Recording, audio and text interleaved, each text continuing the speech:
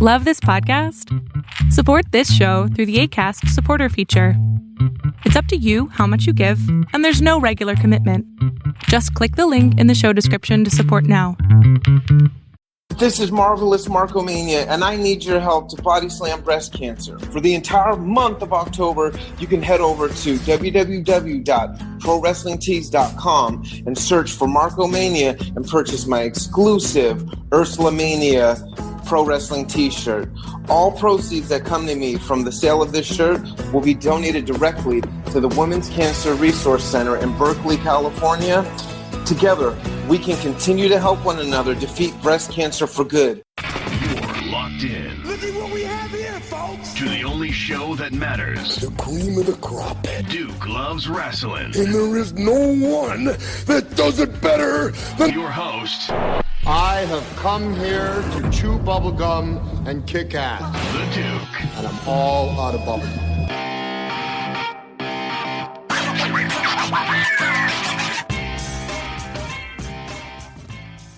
I'm going to give you all a peek behind the curtain here. Okay, and this is kind of an interesting way to start the show, but when it comes to doing interviews and recording stuff, you never know what you're going to get. I mean, in a perfect world, everything goes according to plan and it comes out perfectly every time and all that good stuff. But you folks, especially anyone who's been listening to the show for the past 5 years or so, you know that sometimes just plans don't come out the way that you intend them to, and sometimes for the better, you know. And I think that today is a great example of that. A couple weeks back, I interviewed indie wrestler and trainer Rik Luxury, and we had just a tremendous conversation and learned a lot about Rik during that time period and really just had a ball. But unfortunately, the recording got all mucked up and it just didn't work out. So Rik and I had planned to do this over again for, probably about a month now. And, you know, life just kept getting in the way, which is kind of funny. But so much has happened since then. So the good part about time is that some of the things that we had initially spoken about, we can revisit the good parts, the really, really good parts, and we can add in some of the extra stuff that's happened between then and now. So I'm pretty excited about this conversation here because initially I was getting to know Rik Luxury, and now I can truly call Rik Luxury a friend and somebody that I really enjoy hearing from because I know so much more about him at this point. So without further ado, I guess I can say welcome back. Technically, you guys didn't hear it, but I'm going to say welcome back because we were going for a good hour or so there. So anyway, welcome back to the Duke Loves Rasslin podcast. Now, Rik, I think you may have to unmute yourself here because, again, technology is what it is. But welcome back to the Duke Loves Rasslin podcast, the man, the myth, the legend, and I got to say this, the father, Rik Luxury. What's going on there, Rik? Hey, what's going on, Duke? So nice we had to do it twice. That's right. That's right. Well, listen, man, I take full responsibility for that. I mean, the technology is all on my end. I'm supposed to make it work. And for some reason, you know, and I think now that you have a freshly baked bun that came out of the oven over there, you got a new baby over there, you can understand this. Sitting over my shoulder as we speak. Exactly. Sitting over your shoulder. So you could totally relate to the fact that I thought I was going to go one way, but, you know, things had other plans there. So, but let's talk about that, Rik, because you have a baby and your entire life has changed. You know, I wouldn't say it's changed. This is my third kid. So I'm used to it. See, I was really smart. I had a game plan growing up when I was younger at 16 that I wanted to be married and have a child by 28. I was fortunate enough to meet my wife who already had a child who I ended up adopting. And by the time I was 27 years of age, I married my wife. A month later turned I married my wife at 26. A month later, turned 27, and within that year's time period, 4 days before my 28th birthday, gave birth to my other daughter. And I was smart enough to know that I need to pace my kids out. I need built-in babysitters. So my eldest daughter is now 17, my middle daughter is 9, and my son is now 7 months. I kept them 8 years apart. That way they can help raise each other. So this ain't my first trip to the rodeo. The craziest thing, though, is having my son in February, just a mere week before pretty much the pandemic broke out everywhere and everything got shut down. So this one was an interesting child to raise in a pandemic with, at the beginning of it, nothing being opened and everyone being scarce. You can't. Normally you want to go get your kids out there in the world and expose them to everything so they could build an immune system. But during this pandemic, it was kind of shelter in place and keep the kids themselves. And so it was very interesting, but nonetheless, stayed at it. Thick-skulled, thick-skinned, and it was easy. My kids are all easy kids to raise, and I'm very gifted. Rick, this is Duke Loves Rasslin. It's a pro wrestling podcast, and so let's talk wrestling. Well, hold on. Anyone who's listened to the show, though, they know that as much as we love to talk about pro wrestling, we're going to get there. Talking about the individual, the human being, is so much more, or at the very least equally as important to me, because relating to the listeners, you know what I mean? I can't necessarily relate to some big, strong person that can beat up the world. And maybe in my fantasy world I can, but I can't relate to that in real life. But I can relate to somebody who has had to endure a global pandemic and deal with the touch and go and the challenges of the very basic necessities not being as accessible as it used to be. So with that in mind, I want to ask you a question here, because this is really interesting to me. You just had a baby in February. The pandemic hits. Within, between 4 to 6 weeks, everything started shutting down. How did you have any challenges getting the basic essentials for the baby, like diapers and wipes and things like that? No, the hardest part was we had everything scheduled for my son upon, being born. The hospital that he was born at, they didn't circumcise at the hospital. So I had to go to outsource to get a circumcision. And the biggest problem that I truly had was finding somewhere that I could. My son was like a month old at the time, and it was really hard to find a place to get him in to get circumcised. That was the most difficult thing. Also, just getting him his immunization shots. There's a global pandemic going on, and you're worried about everyone catching what's out there, but you don't want to immunizate the babies so that they can fight off other things that exist. Like, that was the biggest hassle, was just trying to get the medical procedures done and the shots needed for my kid to be healthy and be able to grow during the pandemic was the hardest point. Getting baby food and my wife breastfed, so that was easy. I didn't have to go look for formula or anything. But the biggest problem was actually just trying to get a doctor to see my child, just so he can get what's necessary, to be raised healthy. Do you have any advice for any young parents or soon-to-be parents? Because I'll tell you, man, this is happening with everybody being locked down for so long. We are going to see the next generation of the quote-unquote baby boom. There's no two ways about it. I know a lot of people in my circle of friends who are expecting. Yeah, I mean, this is definitely the next, with everyone being stuffed in the house. This is definitely the next baby boom generation. When the kids get a little bit older, they'll be the quarantines, but that's not here nor there.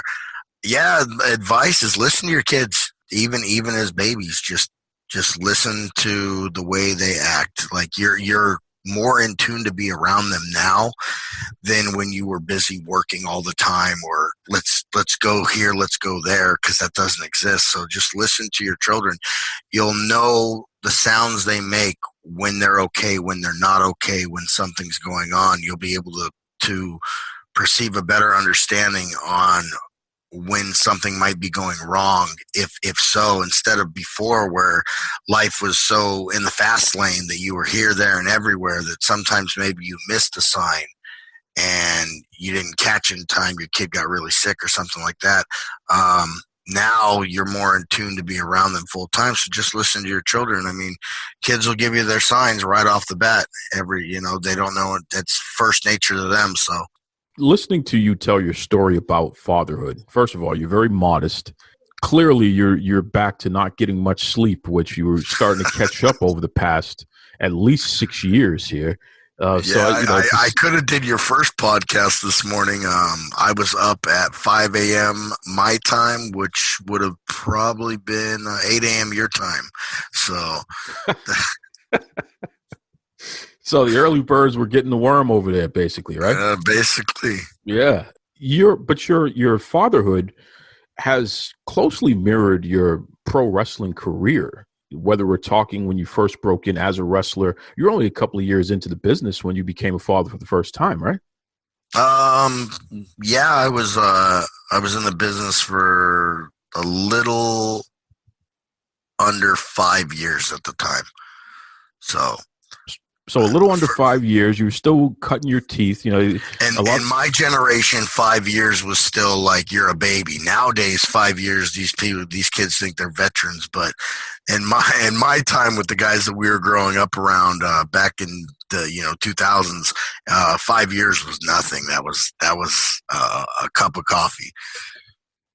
A lot of folks, and tell me if this is the case with you and others that you've either worked with or trained. A lot of the old timers will say, once you start hitting year 7, that's when you finally start to get a clue. It doesn't mean you know everything, but you start to get a clue somewhere around year 7, and then 8, 9, 10, you start to hit a stride. Does that make sense? That is remarkably insane that actually was just said, because I have told every single one of my students that doesn't pick something up in month 1, 2, 3, year 1, year 2. I have told all of them, look, guys, it took me 7 years to find my niche, to find my groove, to just everything click. Like the lights were off and I thought I was seeing perfectly fine, and 7 years hit and the light switch got flipped on, and it was a whole different world inside the wrestling business. So the fact that you said that, and here I'm a West Coast guy, you're over there, you're an East Coast guy, our paths have never crossed before. A month ago, this was not something we spoke about, and just it is so true.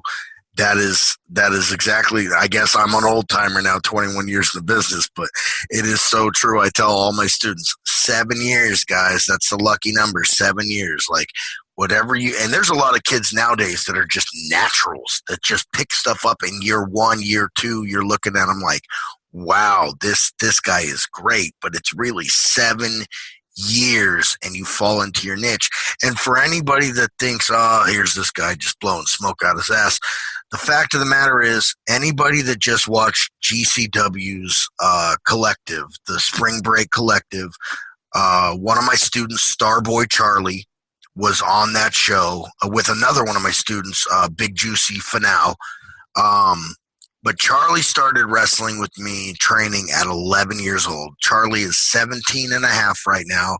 He's going into being 18. So when people look at him and they see what he's doing, they're like, wow, this kid is amazing. But what no one understands about that kid is he is going into his 7th year of professional wrestling. So when people see him and go, man, this kid's a natural, he's a breath of fresh air, he's actually pretty chiseled and has been around the business for 7 years for everything to start clicking for him. I'm very glad to see that there's moves going on for that kid. This is his second run with Game Changer Wrestling. My student Juicy just got out there as well. His first run. They're both going to be in Anaheim this weekend, working with great Game Changers again. That's a door opener. Another one of my students, Jungle Boy, got an opportunity to go work with Joey Janela's company, Game Changer Wrestling. And from there, a couple of shows was what knocked on the door for him to go to AEW. So big opportunities. But once again, it's one of those things. 7 years in the business, and now it just works for this kid, and all eyes are on this kid now. And I hope he rocket ships, to the highest standpoint of professional wrestling from it. But yeah, you're 100% correct. There is a 7-year method to this whole madness that, like, you can pick things up and drop things along the way, but at 7 years, something just clicks within yourself, where you understand you as a wrestler, you understand your abilities in wrestling, what you're capable, what you could push yourself towards, what you're not capable of, what you need to work on, and then it all just makes it smooth where you can go in there confidently and comfortably to go in and just do what you got to do with anybody. You just said something really interesting there, and I want to dig a little deeper into that. I'm a lifelong wrestling fan. I'm a student of the history. I love learning about the history. And one of the ways that I've learned about wrestling is listening to countless hours of interviews. I mean, literally, it's not enough to just watch the matches for me, Rick. Since I was a young kid, listening and reading about how the wrestlers view their careers and their peers and the business and things of that nature. I say all that to get to this point. You talked about your student who started off when he was 11 years old. I'm not familiar with too many American-born, and I'm assuming he's American-born. I'm not too familiar with too many American-born kids who start so early. I know that whether you're talking about, the kids in Mexico or whether you're talking Japan, even over in the UK, I mean, Tony Storm and Natalia up in Canada and a lot of these kids here, Rey Mysterio and whatever, Riho, a lot of these folks absolutely started when they were young kids, but I'm not too familiar with hearing about that in America unless their parents were in the business. So give me some more background there. So Charlie's parents weren't in the business, but they were in a type of business very familiar with professional wrestling. In fact, which made McMahon Sr. Very popular in the time zone in New York, was that he was a boxing and wrestling promoter. Starboard Charlie's parents, his mother, trains Olympic female boxers and owns Babyface Boxing in the Bay Area. And his father as well helps with the business in that aspect. So his parents were already inclined to, at least in some aspect, squared circle competition, whether it was, even though it was boxing, not professional wrestling. They understood the logistics of how wrestling, or how the business kind of works through the boxing business. And when he took a peek and an interest to pro wrestling, they were lucky enough to find a training school in their hometown. Like, they didn't have to go anywhere. It was right there in Pacifica, California. The All Pro Wrestling Boot Camp ran out of Gold Rush Pro Wrestling with Sparky Ballard. They were able to get him in there. Sparky was a little hesitant at first, but they were very like, hey, if he can do it, he can do it. Let him at least try it out. And they signed him up. Some of the most supportive parents that I've ever seen in my entire life. Like, the kid came in to train, and it was like, at first it was kind of like, this is kind of cute, this is kind of interesting, but how long will it last? Yeah, it's a kid, everyone, that's the one thing you think is like, some people probably looked at it as like, they're pressuring their kid to do something they could never do. in that case, it was never like that. It was 100% Charlie's choice of, I want to be a pro wrestler. And a lot of people probably looked at it like, see the kid, let's see what the kid does. I know that the talk of the town was, well, let's see what the kid does at 13, when he goes to high school. And he joined amateur wrestling at that point and started doing amateur wrestling as well as professional wrestling, just to get his footwork better and, have something to do in school besides just talk about what he does, at training. And then after that, it was the talk of, well, let's see what happens when Charlie discovers girls. Like, that might take up all of his time, and he might quit wrestling. And that wasn't the case, and then it became let's see what happens when Charlie gets his driver's license and he's able to go do things with his friends now. Let's see where it goes there. And it was never the case. The kid wanted to be a pro wrestler, and he just really pushed to be a pro wrestler, and he dedicated himself to training. I mean, any kid that can dedicate himself to training from the age 11 to the age 17, and literally that was their focal point, besides getting good grades in school, as well as balancing amateur wrestling during wrestling season and having parents that run a boxing school and trying to take boxing classes to get your hand-to-eye coordination better. That's the full thing. That's what you want from any student. And the fact that he did it at such a young age and is still with it, and now is not being burnt out by the system because nothing happened and no doors open, no windows or opportunities came his way.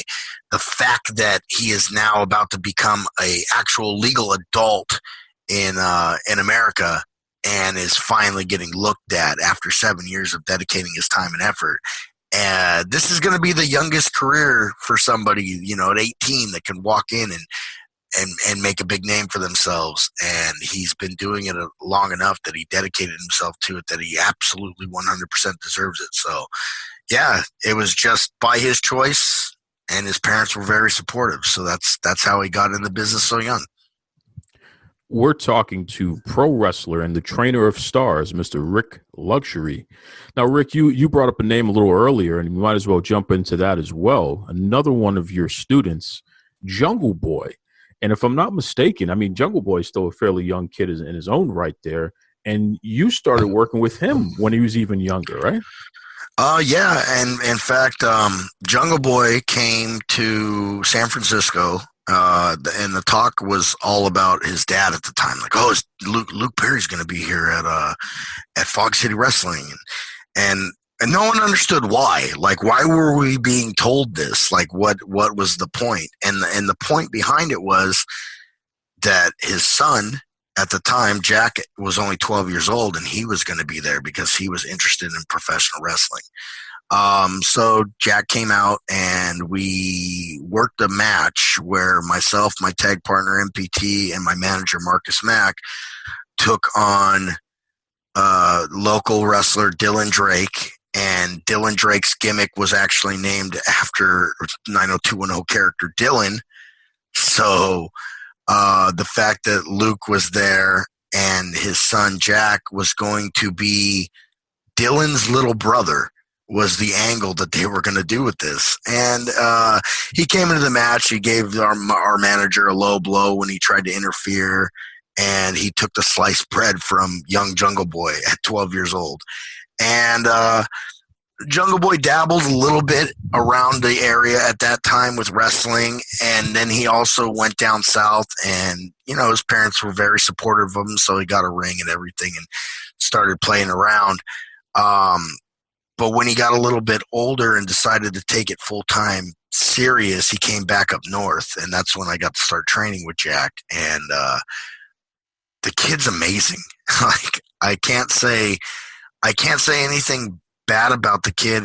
I mean, you always hear these horror stories about children of famous individuals, whether it's mother or father was famous. You hear the horror stories of, they were raised with the silver spoon in their mouth, or, those rich snobby brats. Like, never the case with Jungle Boy at all. Like, one of the most loving, caring, humble kids there is. Very quiet to himself, never bragging. In fact, came up with the Jungle Boy character on his own simply because he didn't want to be characterized as, oh, you're just so-and-so's kid. An amazing athlete, by the way.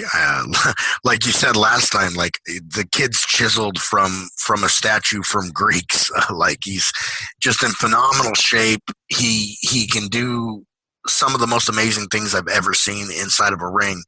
That didn't consist of somebody wearing a lucha mask and training since they were, born. And the fact is like his dad, rest in peace. His dad, Luke, was, an amazing person as well. And the coolest thing about it, like, here's just a side story, is Luke would show up to the shows when we would run out here in California, and he didn't come to be Luke Perry and Luke Perry's son was wrestling. He showed up as Jungle Boy's dad and would sit and watch his son because his son was the star. In fact, when we worked at the world famous Cow Palace, he wore a lucha mask the entire time and sat in the crowd just as a normal fan, not to bring any attention to himself, so that when Jungle Boy was in the ring, all eyes were on his kid, because he was not Luke Perry, TV actor, movie star. He was Jungle Boy's dad, just plain crowd watching wrestling fan of Jungle Boys. And that's the way their family is. They're very humble people and they're very caring people. God, they were just gifted with good looks and great ability. I can't say a bad thing about Jungle Boy. He's a tremendous athlete. He's a young kid. I'm very glad to see that, Game Changer Wrestling and AEW did something with him. All Pro Wrestling, he was able to make his mark there, and now he's on TV and he's doing his thing, and I think the sky's the limit for that kid. I don't think there's a glass ceiling above his head. I think, one day people are going to look at Jungle Boy and go, wow, Jack Perry is, a heavyweight champion. Jack Perry won the big one. He's got the big brass ring in his hand. He's just another dedicated kid that's not going to give it up. Another kid that was young, that had a dream and had supportive parents and went there and reached for the sky and pulled down the stars. So very proud of that kid. And I think that's a very heartwarming story, and certainly shout out to Jungle Boy and his family, first of all, for having the support, which is such a big deal, but also having a dream and following through and putting in the time and putting in the hard work, and clearly it's paid off. I do have to point out, though, Rick, and forgive me if I'm stepping out of turn here, but I can't have my show and not point this out. I really have a problem with Jungle Boy hanging out with a dinosaur. And the reason why is because there's so much going on in the world today. I mean, Jesus, we got a pandemic. We have murder hornets. We have fire tornadoes. We got all kinds of crazy things going on in the world. And I just don't understand a guy that digs up a dinosaur and is hanging out with them. I just think that if he would ditch the dinosaur, then maybe I could, get behind him a little bit more. But because he's carrying on and doing these sort of things, I just don't know about him, man. I really don't. Well, a boy and his dinosaur, in my opinion, next Jurassic Express is the next AEW Tag Team Champions, the uncrowned ones. They're coming. Yeah. And you know what? You're probably right. But again, how fair is it that anyone has to wrestle a dinosaur? And for Jungle Boy to be the person to cultivate that relationship and push this on to everybody, I don't know if I can call Space Force. If there's anybody out there, the World Wildlife Fund, the original WWF, whomever, somebody get in touch with me and let's see if we can figure out what to do about Jungle Boy in this dinosaur business. Because I don't know. Luchasaurus, which, that's kind of a poor name to hide your dinosaur. I mean, clearly we can see it's a dinosaur. It doesn't matter what you call him, it's a dinosaur. But that's another story. Definitely. Most definitely. Another story for another time. Another story for another time. Rick, we talk about your students, and clearly you're a dad, you're a trainer, you're somebody who is proud about passing down what you've learned to the next generation in life, professionally, the whole 9 yards there, which is really cool. Another one of your students who has essentially taken the world by storm is Thunder Rosa. And Yep. here's somebody who legitimately has not been in the business very long. I mean, we talk about that whole 7-year mark where you start to figure it out. Correct me if I'm wrong, Rick, but is she even at the 7-year mark yet? No, still climbing to the 7 years. Oh, my You know, God. I was reading an article probably a couple weeks ago that said Thunder Rosa may be the most important pivotal professional wrestler in the year 2020. And I said, you know what, man, that's the greatest thing for me to be able to see. I don't know why I'm gifted with people that have great stories, but Thunder Rosa is another great story. Not even born in the United States, born in Tijuana, travels to the U.S., right? Becomes a resident here, goes to college here, meets her husband, starts working with troubled youth at a group home. From that group home, Thunder Road gets her inspiration to want to pursue becoming a professional wrestler. Takes that group home and transforms it into her name of Thunder Rosa. Signs up with a wrestling school, completely gets shafted. You know, the money disappears due to the owner passing away and really doesn't know what to do, really takes a hard hit from it, but shakes it off, dusts it off, goes back, starts training out at the same school in Pacifica where Starboy Charlie came from, and really just won't give up. Is a small, brittle girl who speaks broken English with a college education and a dream and just will not give up and really focuses on her in-ring ability, focuses on her body and her fitness, and just starts making moves, like trains and trains and trains, wrestles with the local independent promotions, and then one day just goes, you know what, this isn't all that there's there for me. And at the time, Melissa Anderson, cheerleader Melissa, also known as Alyssa Flash in TNA, or Raisha Saeed under the mask with Awesome Kong. She comes in and she's trying to get in better shape to go back to Japan, get the rust off, all this, stay focused in wrestling. Comes in and starts working around, and she wants to work around with the girls, and from that opens an opportunity for Thunder Rosa to go to Japan, and here she is on tour. And literally, I am training her overseas. While she's in Japan, I'm here in California in the States, and I am going to shows or going to training, and I'm filming moves step by step on how to do them. And then I'm sending them evening here over there, and she's getting them the next morning in Japan. And then she's waking up someone in the dojo with her and going down to the ring and working out and using the moves that I'm showing her, and then turning around and on the events that evening, utilizing what she just learned. So literally, I'm training from California to Japan over social media, which is a beautiful thing to be able to do that, and keeping her with fresh moves that she's sending me matches back, and I'm watching her do what we went over, to the point that she comes back and goes, you know what? I don't want to wrestle here no more. I'm going to, but I want bigger and better things. So she goes down, she gets the tryout with Lucha Underground. And then it becomes more of a training her one-on-one. I have a ring at my location where I live, and she's now traveling from where she lives to my house to get one-on-one training.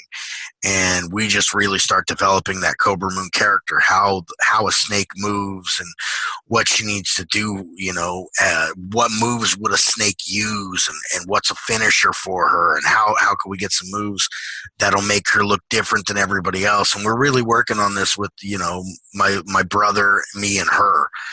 Even my daughter, who I think at the time was like 13, we're taking her and she's putting moves on my daughter to make sure she could perfect them. And the fact of the matter is she goes out and she does it. And lo and behold, she decides, you know what, California's not here for me. I need to move to Texas. They run their own promotion out there. They're doing their thing. And then just business just keeps picking up with she has literally traveled the world. She has wrestled in Canada, Mexico, Europe, Japan. There's nothing really that hasn't came her way.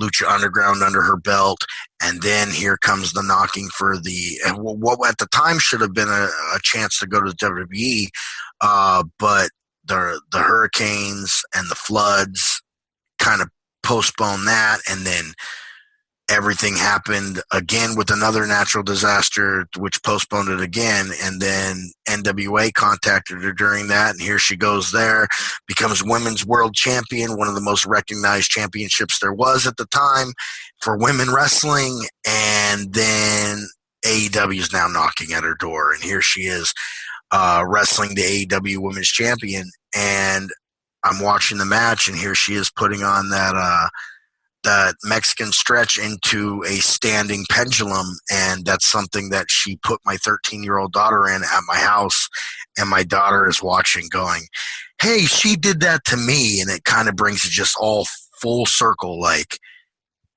I didn't see Thunder Rosa in the ring at AEW at that time. I was flashbacking to her learning the moves and then realizing she's doing it on national television at one of the biggest stages as one of the most recognized women's champion, and she has fulfilled her dream and still is climbing higher and higher.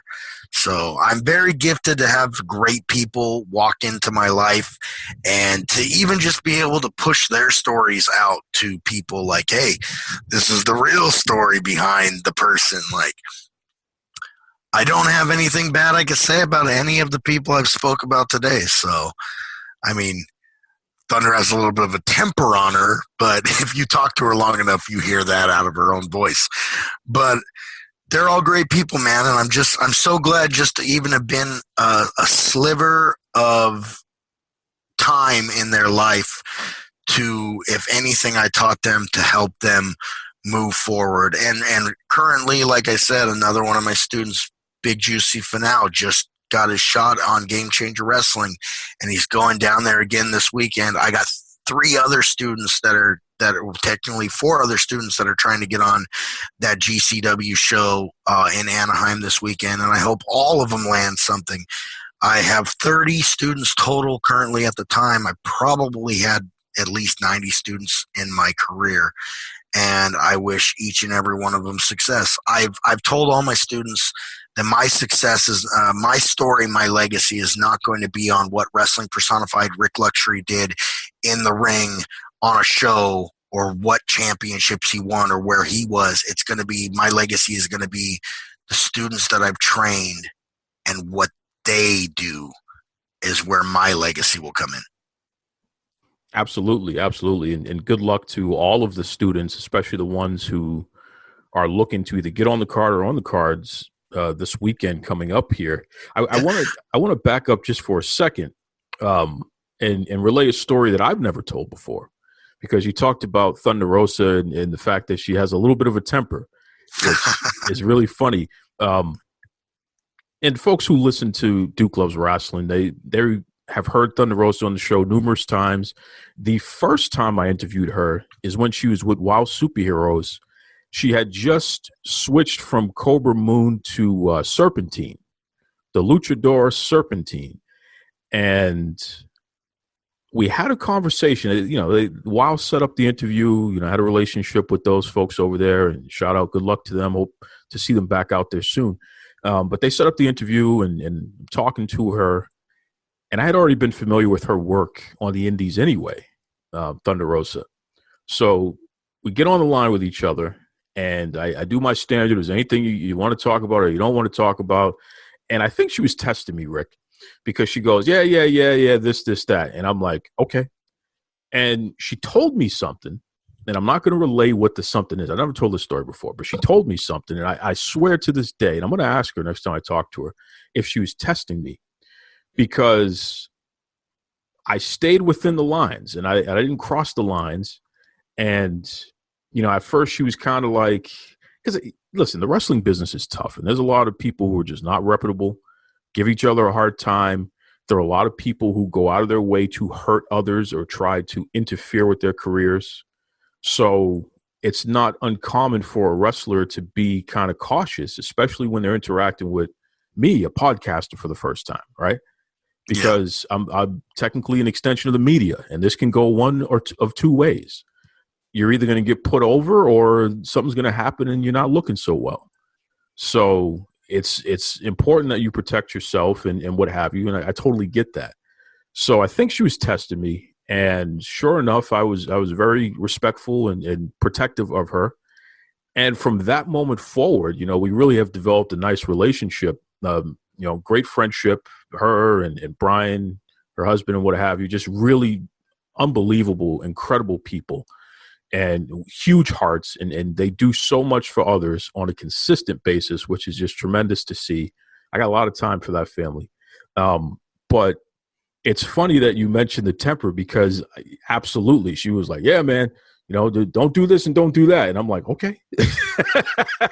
this little lady who could beat the hell out of anybody, mind you, right? There's a lot of fight in that small frame there, but she was very direct about what she wasn't going to do and what have you. And sure enough, man, it colored within the lines, and it was a great interview, got some good press, and from there everything else was just gravy. But it's a reminder that we're talking about human beings, and we're talking about people in a very difficult, very insensitive at times industry. And this all too well. You've been in it for over 2 decades. And at the end of the day, most of the people that you encounter in wrestling are truly good people.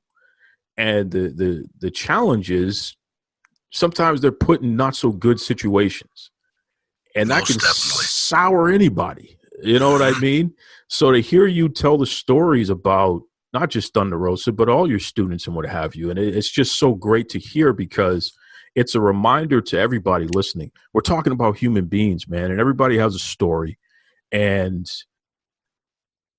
forget about the character that you see on TV, whether you're cheering them or whether you're booing them. Just, remember, these are human beings here.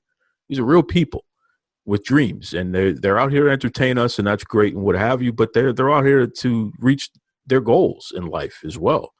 So a little bit of grace goes a long way. So I just wanted to point that out there, Rik. You were about to make a point about your students for the weekend, though.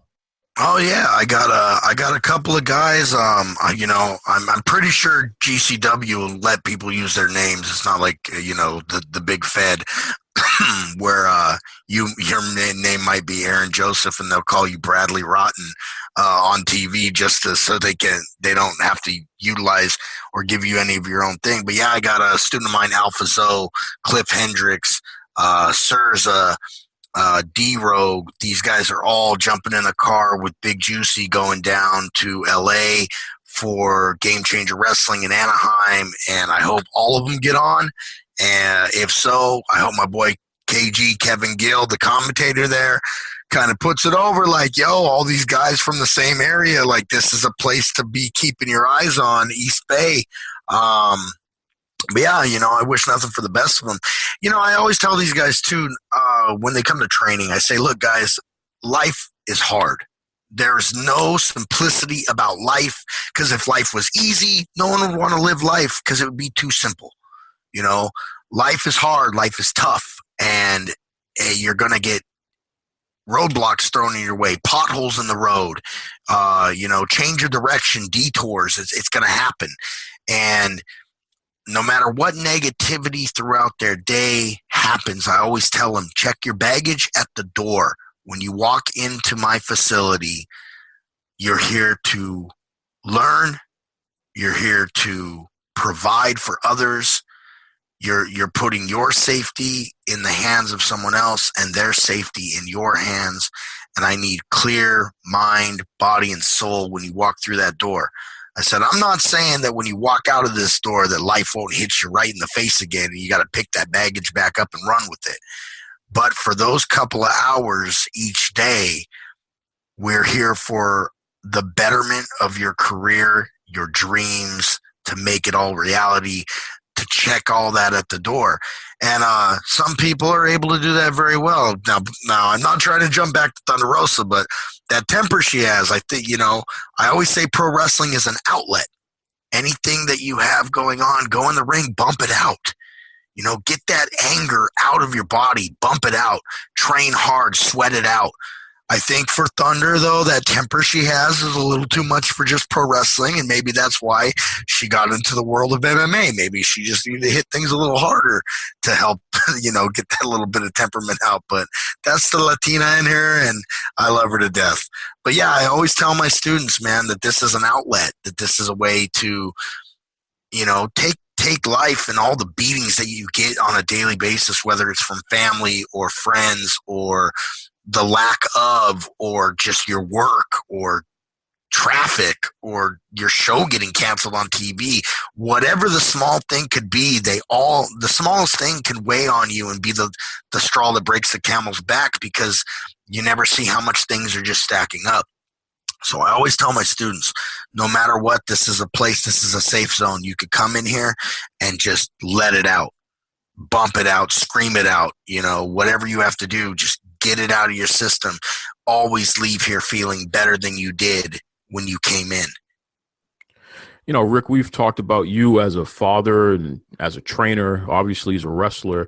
Why don't you let everybody know? Because I know that there's a lot of folks listening who are either interested in getting into pro wrestling, or they're already in wrestling and maybe they're just not satisfied with the training that they've had, or they want to continue to improve and what have you.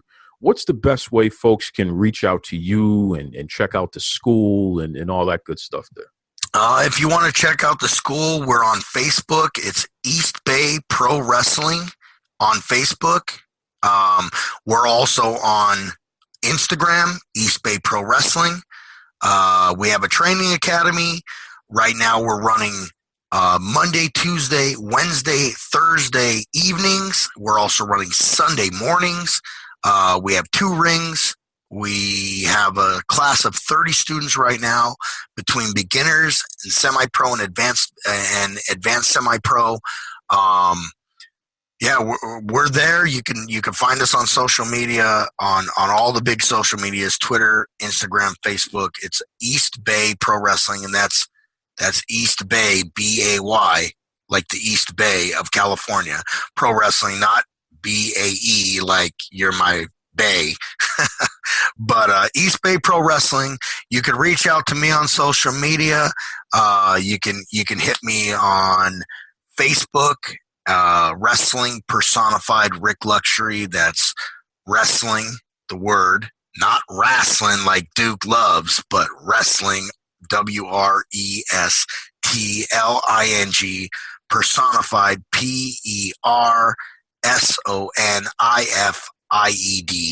Rik, and that's not the normal way you spell it. I'm improper. RIK Luxury, LUXURY. You can find me on Facebook. Send me a request. I'll add you guys. If you're on Twitter, it's just at Rik Luxury, RIKLUXURY. If you're on Instagram, once again, it's still just Rik Luxury, RIKLUXURY. If you want to send me an email for some reason, that's cool. It's RIKLUXURY@hotmail.com. You can hit me on Messenger. I'm always up on Facebook Messenger to chat with anybody about pro wrestling. In fact, I just got a fan the other day that has vision problems that contacted me, and he's from California up north and really just wants to learn more about the business. He says that there's probably never a chance that he can ever step in the ring. And I had to tell him I'm visually impaired and have been since I was 13 years old. So never is a bad thing to say, especially if you have a goal and a dream. I was told by a doctor at 11 that my vision was going out, and at 13 I was told not to do amateur wrestling. And I told the doctor, "What, do you want me to live in a bubble?" Like, even living in a bubble, something can happen. And he was afraid if I got hit, I could lose my vision. I said, well, what if I'm riding a bike down the street, or I'm walking and a car decides to jump a curb? At that point, I could lose my vision as well. So why don't I just live my life? And if it happens, and we'll just go from there. So I was advised by a doctor not to wrestle amateur wrestling, and definitely probably never get into pro wrestling. But this was my dream and my desire. So I never let anybody tell me I can't achieve anything, just like I tell my children and my students. I tell my kids and my students the same thing. Don't ever let anybody tell you can't do what you want to do. I'm living proof that no matter what, visually impaired with horrible vision, not ever able to drive my own car, I can't read menus. The internet is horrible to me. People are amazed by me being able to go in there and do what I've done for 21 years. But that's because with a dream, there's a drive. And if you have that drive, nobody can tell you you can't do it. So in that case, anybody that's interested in being a professional wrestler or already is and just feels that they're not just getting that attention that they need, I have all the attention and time in the world.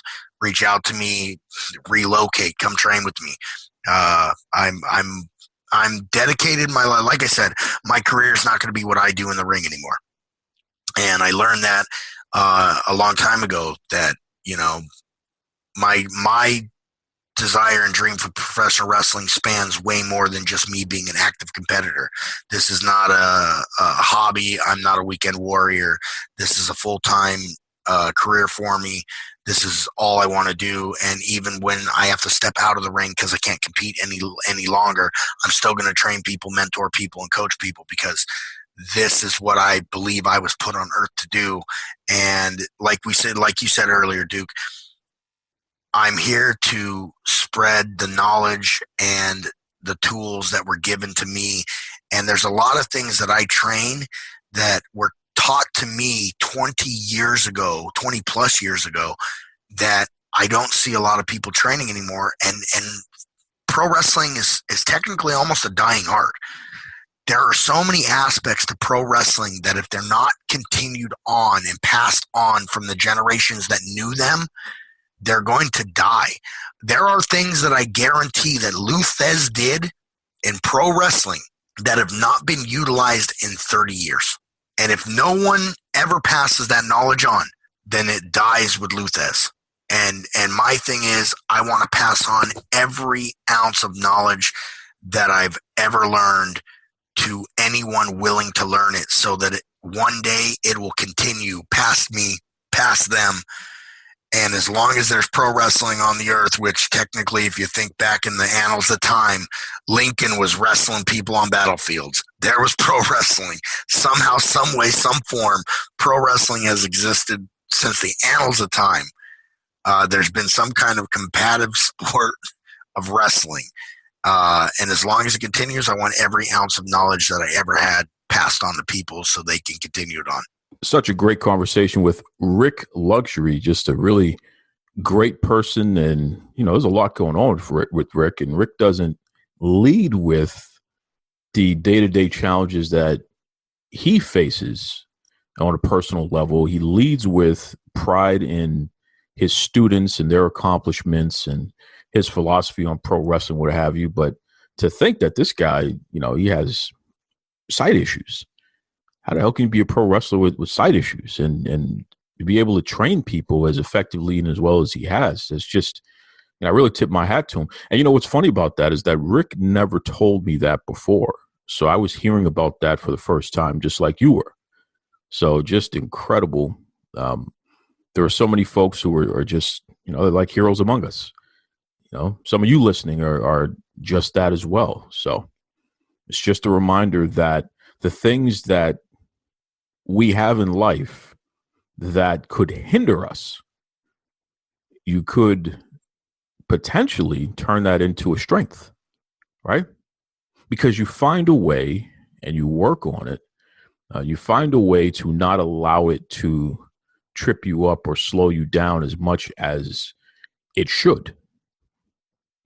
You know, I'm a firm believer in the things that I am the best at are probably the things that don't come naturally to me. Seriously. If it doesn't come naturally to me, I will spend more time and effort into improving on this particular thing, this action, this way of life, in order to become proficient at it, because the stuff that comes naturally, you don't have to think about it. You can just get it done. Boom. But it's that other stuff, man. These, for whatever reason, if it's a challenge, and maybe it's because you have a physical ailment or what have you, but the main idea is if you attack it and you focus on it and you make it something that every single day you're not going to allow to stop you from accomplishing your goals, you become a Rik Luxury, right? Just a superstar. So got a lot of time for Rik. Definitely we'll have him back on the show. Great guy. And in fact, I got a special birthday message for a friend of the show and an indie pro wrestler. And that's coming up next week. I'm not going to say who it is. Won't spoil the surprise. But next week, you'll hear a special birthday message from Rik Luxury to a friend of the show. So that'll be exciting there. You folks, it's really cool because there's a lot going on in pro wrestling. As we know, we're in the fall. It's one of the best times of the year for pro wrestling. And I'm seeing so many great things. I mean, listen, Impact Wrestling, for example, they have Bound for Glory, which is coming up on October 24th. So that's this Saturday. And such a stacked card. Such a stacked card. I didn't want to end the show without talking about this. I mean, the main event is Eric Young versus Rich Swann for the Impact World Championship. It's going to be a good match. Both of these guys know what they're doing. It's going to be a good match, of course. But it's the undercard that I'm even more excited about. I mean, Motor City Machine Guns versus the Good Brothers versus the North versus Ace Austin and Madman Fulton. 4-way tag team title match. That's going to be a damn car crash, but it's going to be deliberate because everybody in there can work, right? Deonna Purrazzo, who is the Impact Knockouts champion, she's going to take on Kylie Ray. Remember Kylie Ray, Smiley Kylie Ray? She was up in AEW when they first launched.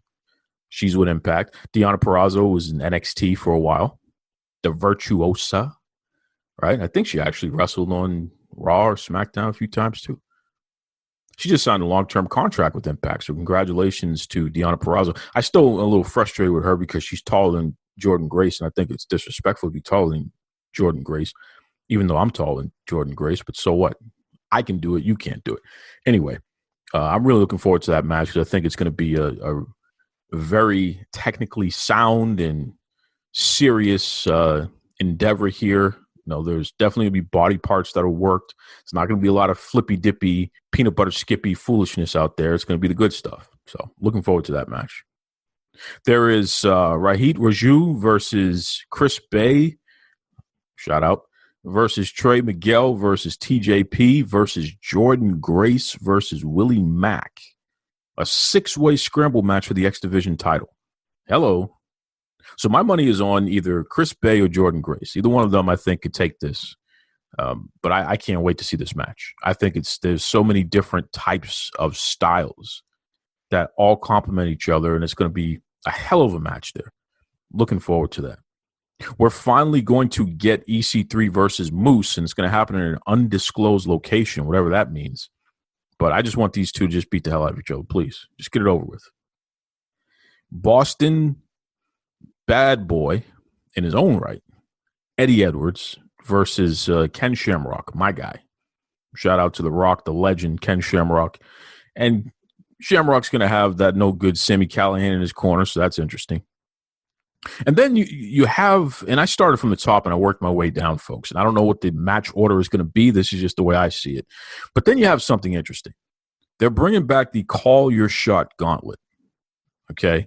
2 competitors start the match. After a time interval, another will enter the fray. Eliminations occur by throwing your opponent over the top rope. This process will continue until there are only 2 competitors remaining. The final 2 will compete in a singles match to be won by pinfall or submission. Now, whoever scores the victory will earn a future title opportunity of their choosing. Okay? So And, per Scott D'Amore, the first 10 participants have been announced. Listen to this. Heath, the man formerly known as Heath Slater in the WWE.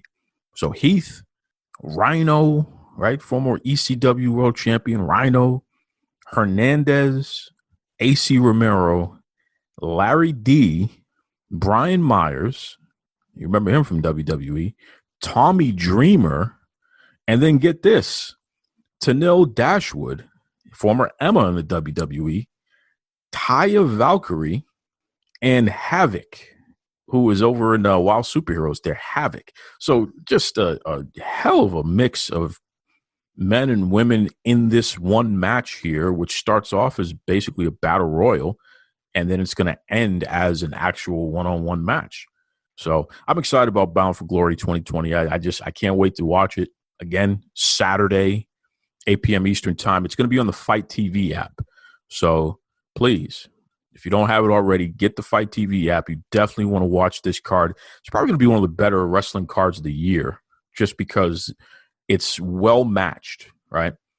Each of the matches there, you have competitors who complement each other in the ring. So I don't think there's going to be a dead spot throughout the whole card. I think it's just going to be a good time. So, and I love that. And I love the fact that Impact continues to lead the charge on how to utilize women wrestlers in an effective and innovative way, right? They wrestle each other. They wrestle against the men. They're everywhere. They're in the tag teams. They're in the singles match. They're in the battle royal. They're everywhere, because that's the way it should be. There's nothing that a man can do that a woman can't do in pro wrestling. Okay? Let me say that again. There is nothing that a man can do that a woman can't do in pro wrestling. Period. Forget about the fact that it's a predetermined entertainment medium. You can book me to beat Brock Lesnar right now. Okay? I'll be like Will Smith. I think I could beat Mike Tyson, whatever. You can book me to beat Brock Lesnar. I can do it. If you book it that way. Come on. So don't give me that, well, it's not believable, whatever. I mean, Mae Young gave birth to a hand. That's not believable. Okay? I don't believe that Kane can set people on fire. All right? Come on. Be honest with yourself. Enough of the foolishness. So there's no reason why the women can't be in these matches and do what they do. And, a lot of these women could beat the hell out of the men anyway.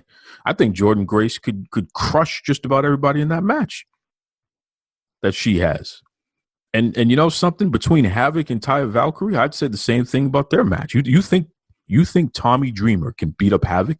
Good luck to that. Good luck to that. Of course not. Larry D is going to beat up Taya Valkyrie? Good luck to that. I don't think so. So, I got a lot of time for Impact Wrestling because they do it right. You know who doesn't do it right? AEW. I keep coming back to the same thing here because they just keep messing it up. They didn't even advertise a women's match for Dynamite this past week. They got a pay-per-view coming up where they announced most of their card. They didn't even advertise a women's match. So just going to slap something together just like they did this week. And I was happy to see Kylan King in there against Dr. Britt Baker. I'm a big fan of both of those ladies. But come on. There's no real commitment to women's wrestling in AEW. I mean, that is clear. The biggest star that they've promoted over the past 6 months, quite frankly, was Thunder Rosa. And she's not even with the company. Now, mind you, she's absolutely the best wrestler on the roster, male or female, anytime she was on a AEW card. But she's not even under contract with them. She's an NWA wrestler.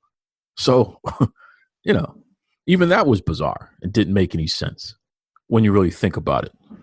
And I still think AEW should do what they have to do to sign her because they clearly need her. But that's a whole other level of conversation. It boggles my mind, some of this stuff, folks. It really does. I don't have any faith in that company when it comes to presenting women's wrestling in an effective and respectful manner. I just don't, because all they do is foolishness. I mean, we got a pay-per-view coming up. Can anyone tell me one storyline that would be a natural progression in regard to having a match on the pay-per-view? Is there even one? I don't know of it. That's why they're not advertising a women's match, because they don't have women in legitimate storylines with conflicts and something up for grabs against each other. And when's the last time the women's tag titles were defended? Didn't they have a tournament? I mean, Do we not get women's tag team matches anymore that mean anything? I don't know if we ever did, be honest with you. And then they got a men's tournament happening right now that's been primarily on TV, on Dynamite. But the women's tag tournament was, other than the final, I believe it was all on YouTube. So it just, I don't know. It's the same old garbage. I'm not even going to get into the fact that Sonny Kiss literally took 2 moves and was just completely destroyed in his match against Kenny Omega. That's a whole other issue. I'm not going to get into the fact that they spent more time showing women dancing on AEW Dynamite than they did women wrestling. It's insulting. It's embarrassing. But make sure you pony up that $50 to be part of AEW Heels. Because women, you need to pay in order to get women's content. That's what they think of you. So I'm going to keep saying it till I'm blue in the face. I don't understand it. I think it's disrespectful. I think it's ridiculous. Andrew Yang, he wants to, call for hearings and what have you and investigate the WWE. I think that's disingenuous. If you're attacking the wrestling industry, that's great because you need to check out AEW as well. Show me some integrity there, Andy. And I've challenged him. I've invited him to come on this show for months now. Andrew Yang, former presidential candidate. Because I want to know if this is just a political hit job he's trying to do on WWE on behalf of potential political donors, right?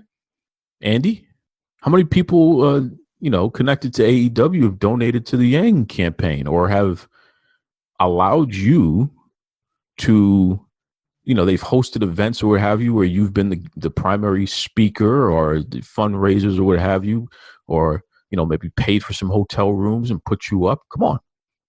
I want to know. And just so you know it, Andrew Yang, I do my research. So, you probably don't want to come on this show because I'm gonna call you out on the garbage because that's all it is. It's ridiculous. AEW is occupied and focused on the wrong stuff, and they have their little hit job folks like Andrew Yang out there trying to take shots at the WWE when they're probably just as bad, if not worse. And my thing is this: listen, dig into the WWE. Put a square foot up their hind parts. That's great because they do need to be called out for their poor business practices. And I'll tell Vince and Kenny McMahon that to his face. I don't care. But damn it, don't act like you need to prop up another company in their place because they're all messed up. So let's put it all on the table. That's all I'm saying. What do I know? Join us next week, folks, where there'll be more great conversation and more rants from me because, I haven't given you one of those in a while. So I've been saving that up, but, about to go on a string of rants every week. Got to get back into that. You guys have been asking me where the rants at. Okay, well, I got plenty to say. So I'm going to let it out, baby. That's right. Till next time, be kind to yourselves. Be kind to others. Take it away, Tony Schiavone. Mr. Tony Schiavone, and we're desperately out of time on Duke Loves Wrestling.